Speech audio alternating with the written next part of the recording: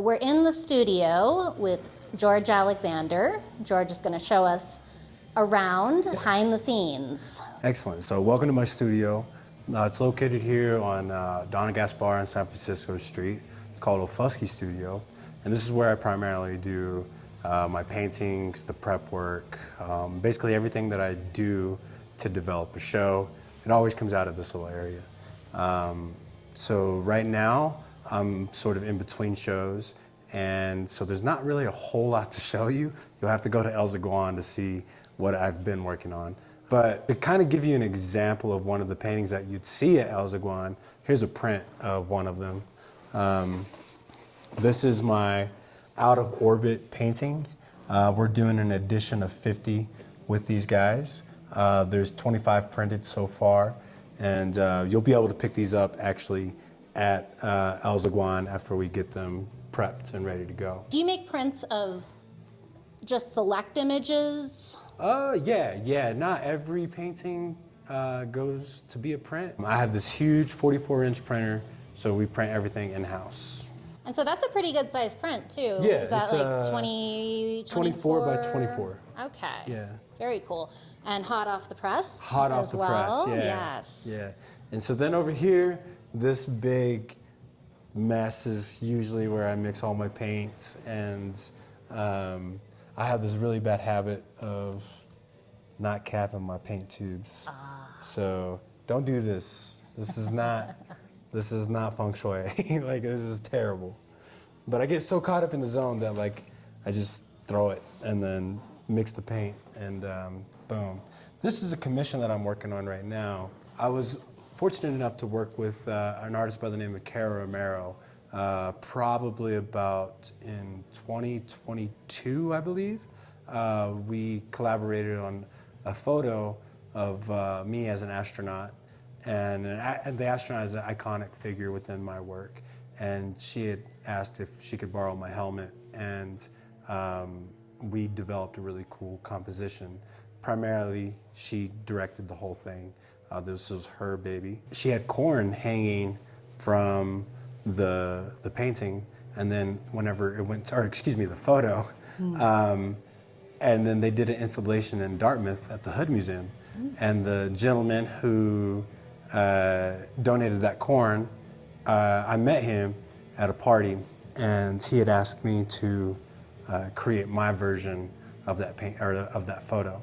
And so this is that. And so we still have plenty more layers to go, and I'm excited to see how this turns out. This is a really big painting. This is a painting that I did probably about 2 years ago, and it was for my tribe, but it's too big. So they've commissioned me to do one a little smaller, which is totally fine. This is a painting of a guy named Chito Harjo. And Chito Harjo was the first person that Oklahoma went to war with when Oklahoma became a state. It was called, it has many names. The most common name is the Crazy Snake War, which Chito Harjo means crazy snake. And he was accused of stealing a piece of meat, him and his little entourage. And that was just the excuse that Oklahoma had to try to go after Chito. So the war lasted for about 7 days, and every photo that I've ever seen of Chito, he's kind of just sitting there in a chair, very stoic, very still. And I was like, brother, we got to give you some justice. Like, let's make you cool. And so one of my other favorite paintings is Napoleon Crossing by Jacques-Louis David, which is where Napoleon's kind of like reared up on a horse. And so I used that as a reference to create this composition. The Indian paintbrushes are in reference to Oklahoma. You can find these everywhere. And so I wanted to put that component of Oklahoma into the piece. And there's this duality of like the beauty of the flowers versus like the rawness of the conflict of Chito. So I really, really love this painting, and I hope you can buy it. It's right here. It's available. And it could be a whole wall for your house. So there you go. It's a great painting. Thank Is you. that, what, maybe 60 by 60? 72 by 72. I was close. You were I was very close, yeah. This is part of the Digital Era series. This is a work in progress as well. And one day I had a thought about when does tradition and technology sort of merge or cross? And so that got me thinking about cyborgs and robots and like what would a native cyborg kind of look like in the future.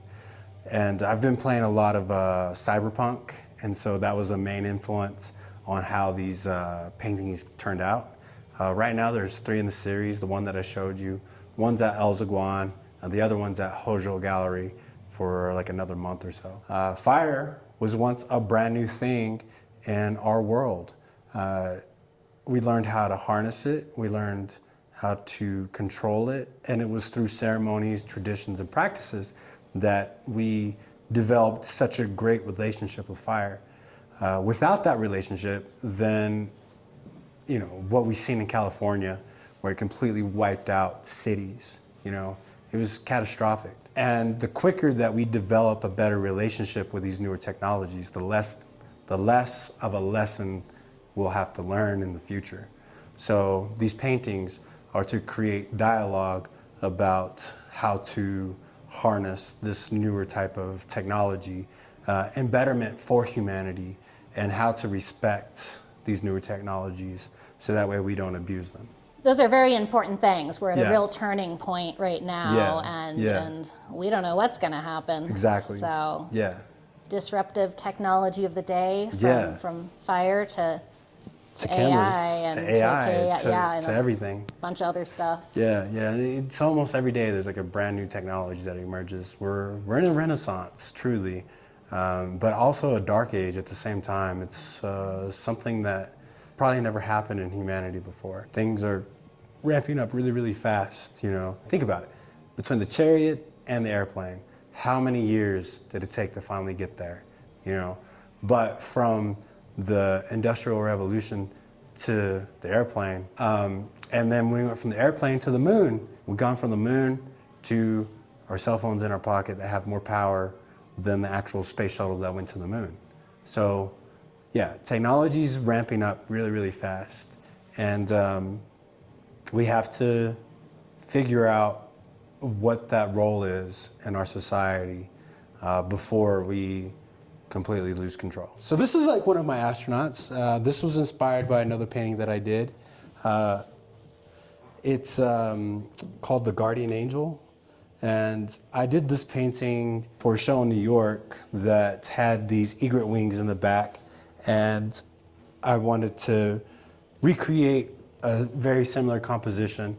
And this is what sort of came out. And I was using the wings of a sparrow. And then this like nice little greenish color. It reminds me of the Matrix. However, the painting still needs to be refined and finished. So I'm excited to show you whenever it gets done, but you can kind of get a little snippet of what it looks like. Little preview in the works. There's another one right over here. This is a deer, and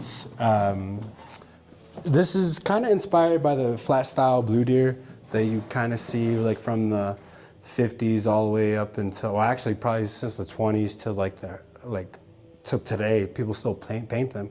But like a more iconic person that painted the blue deer would be like Pop Chalet and Woody Crumbo. And this is more of a realistic version of that deer. So yeah, this is my take on the blue deer. This is one of my Digital Era series too.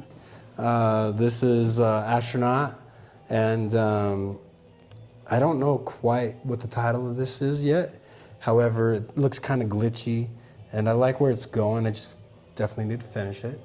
So when I came in today, you were looking through some books. Yeah, you mentioned yeah. you were getting inspired, motivated for future work coming up. Not every day do you come into the studio to work or paint. Sometimes you're mainly here just to gather thoughts and inspiration and look at images, and you know, you kind of just see what you're gravitating towards. Well, thanks for having us in Yeah, the of studio. course, absolutely. Thank you for having me, and please go see my show if you get the chance. It is on view through January 10th.